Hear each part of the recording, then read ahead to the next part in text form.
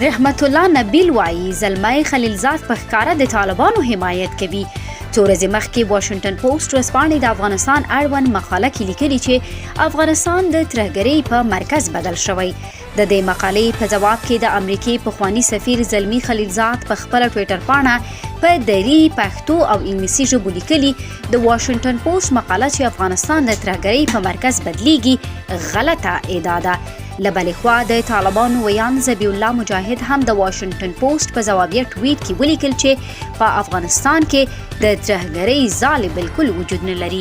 دغه دریو لورو ته د افغانستان د ملي امنیت پخوانی رئیس رحمت الله نبیل لیکلي د واشنګټن پوسټ د مقالې په هکله د طالبانو د ویان او زلمی خلیلزاد جواب واحد او په مترادفو ټکو لیکل شوی.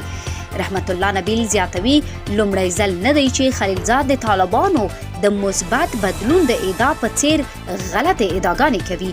نوموړي د دوحې تړون ته د دوحې مغربي معاملې نوم هم ورکړی دی. وایي چې خلیلزاد طالبان د امریکې با ارزښته دوستان بولي. په آخر کې